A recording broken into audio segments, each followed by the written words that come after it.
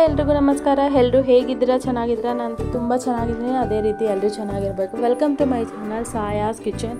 ನಾನು ಇವತ್ತು ನಿಮ್ಮ ಹತ್ರ ಶೇರ್ ಮಾಡ್ತಾ ಇರೋಂಥ ವೀಡಿಯೋ ಬಂದ್ಬಿಟ್ಟು ಲಾಸ್ಟ್ ವೀಕ್ ಇದು ಬಂದ್ಬಿಟ್ಟು ಸಂಡೇ ಮಾರ್ನಿಂಗು ಪೂಜೆ ಮಾಡಿರೋದು. ಅದು ಆಲ್ರೆಡಿ ಶಾರ್ಟ್ ವೀಡಿಯೋದಲ್ಲಿ ಅಪ್ಲೋಡ್ ಮಾಡಿದ್ದೆ, ಬಟ್ ಇದು ಲಾಂಗ್ ವಿಡಿಯೋ, ಇದು ಮಾಡೋದಕ್ಕೆ ಟೈಮ್ ಆಗಿರಲಿಲ್ಲ. ಸೊ ಹಾಗಾಗಿ ಇವಾಗ ಸಿಂಪಲಾಗಿ ನಾನು ವೀಡಿಯೋಸ್ ಎಲ್ಲ ತೊಗೊಂಡಿದ್ದೆ ಅಲ್ಲ, ಅದನ್ನೆಲ್ಲ ನಿಮ್ಮ ಹತ್ರ ಶೇರ್ ಮಾಡ್ತಾಯಿದ್ದೀನಿ. ಇದು ದೇವ್ರ ಮನೆ ಬಾಗಿಲು ಇರೋದು ನಂದಿ ಬಾಗಿಲು. ಸೂರ್ಯ ಹುಟ್ಟೋದಿರುತ್ತಲ್ಲ, ಅಲ್ಲಿ ದೇವ್ರ ಮನೆ ಮುಖ ಆಗಿರುತ್ತೆ. ದೇವ್ರುಗಳೆಲ್ಲ ಸೂರ್ಯ ಹುಟ್ಟೋದು ಮುಖ ಮಾಡಿಕೊಂಡೇ ಕೂರಿಸಿದ್ದು. ದೇವ್ರ ಮನೆಯಲ್ಲಿ ಕಾಯಿ ಎಲ್ಲ ಇಟ್ಬಿಟ್ಟು ಕಳಶ ಇಟ್ಟಿದ್ದಾರೆ, ಚೆನ್ನಾಗಿ ಕಾಣುತ್ತಲ್ವ.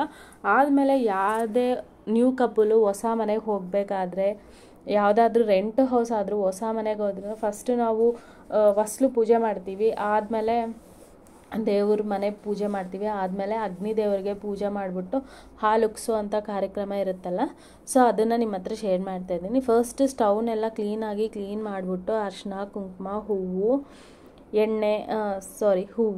ಮತ್ತು ಎಲೆ, ಅಡಿಕೆ, ಬಾಳೆಹಣ್ಣು ನೈವೇದ್ಯಕ್ಕೆ ಇಟ್ಟು, ಯಾವುದೇ ಹಣ್ಣು, ಬಾಳೆಹಣ್ಣೆ ಅಂತಲ್ಲ, ಯಾವುದೇ ಬೆಲ್ಲ ಆದರೂ, ಡ್ರೈ ಫ್ರೂಟ್ಸ್ ಆದರೂ, ಬಾಳೆಹಣ್ಣಾದರೂ, ಯಾವುದೇ ಥರ ಹಣ್ಣಾದ್ರೂ ಇಟ್ಬಿಟ್ಟು ನಾವು ನೈವೇದ್ಯಕ್ಕೆ.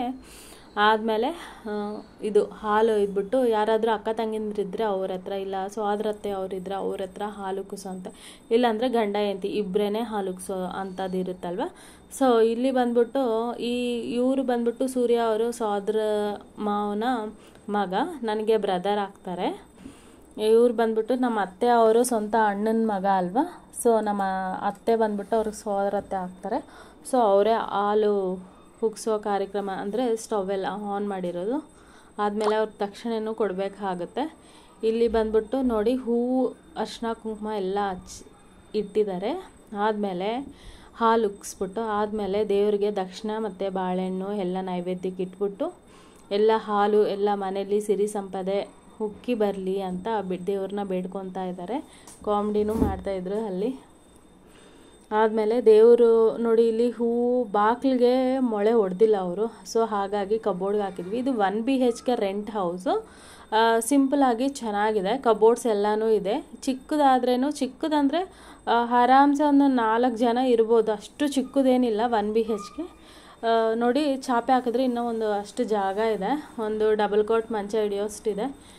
ನೋಡಿ, ಹಾಲು ಉಕ್ಕಿ ಬರ್ತಾಯಿದೆ. ಈಗ ಆರತಿ ಕೊಡ್ತಾ ಇದ್ದಾರೆ. ತೆಂಗಿನಕಾಯಿ ಎಲ್ಲ ಹೊಡೆದಿದ್ದಾರೆ. ಮತ್ತು ನೈವೇದ್ಯಕ್ಕೆ ಅಗರಬತ್ತಿ ಎಲ್ಲ ಬೆಳೆಸಿ ನೈವೇದ್ಯಕ್ಕೆಲ್ಲ ಇಟ್ಬಿಟ್ಟು ಆರತಿ ಎಲ್ಲ ಕೊಡ್ತಾ ಇದ್ದಾರೆ. ಆಮೇಲೆ ವೀಡಿಯೋ ಮಾಡ್ತಾಯಿದ್ದಾರೆ, ನೋಡ್ಬೋದು. ಹಾಲು ಚೆನ್ನಾಗಿ ಒಂದು 3 ಸತಿ ಉಕ್ಕಿ ಬಂತು ಚೆನ್ನಾಗಿ. ನಾವು ಯಾವುದಾದ್ರೆ ಸ್ಟವ್ ಇಡ್ತೀವೋ ಅದ್ರ ಕೆಳಗಡೆನೂ ಪುಟ್ಟ ರಂಗೋಲಿ ಹಾಕಿದ್ದಾರೆ.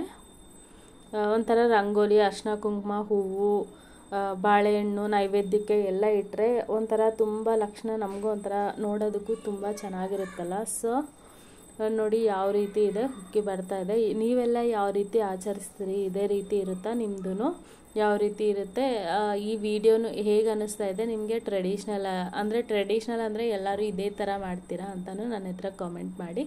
ಇದು ಬಂದ್ಬಿಟ್ಟು ಬೆಡ್ರೂಮಲ್ಲಿ ಒಂದು ಕಬೋರ್ಡ್ಸ್ ಕೊಟ್ಟಿದ್ದಾರೆ, ಮತ್ತು ಡ್ರೆಸ್ಸಿಂಗ್ ಟೇಬಲ್ ಥರ ಗೋಡೆಗೆ ಫಿಕ್ಸ್ ಮಾಡಿದ್ದಾರೆ. ನೋಡಿ, ಡ್ರೆಸ್ಸಿಂಗ್ ಟೇಬಲ್ ಆ್ಯಂಡ್ ಕಬೋರ್ಡ್ಸೂ ಸ್ವಲ್ಪ ಎಲ್ಲ ಇಟ್ಕೊಳ್ಳೋಕೆ ಚೆನ್ನಾಗಿರುತ್ತೆ. ನಾನು ಈ ರೀತಿ ರೆಡಿ ಆಗಿದ್ದೆ. ಹೇಗೆ ಅನ್ನಿಸ್ತಾ ಇದೆ ನಿಮಗೆ ಈ ವಿಡಿಯೋ ನಿಮಗೆ ಇಷ್ಟವಾದಲ್ಲಿ ಒಂದು ಲೈಕ್, ಶೇರ್, ಕಮೆಂಟ್ ಮಾಡಿ. ಅದೇ ರೀತಿ ನನ್ನ ಚಾನಲ್ನ ಇನ್ನೂ ಯಾರಾದರೂ ಸಬ್ಸ್ಕ್ರೈಬ್ ಮಾಡ್ಕೊಂಡಿದ್ದೀರಾ ಹಾಗೆ ನೋಡ್ತಾ ಇದ್ದೆ, ಸಬ್ಸ್ಕ್ರೈಬ್ ಮಾಡಿ. Thank you.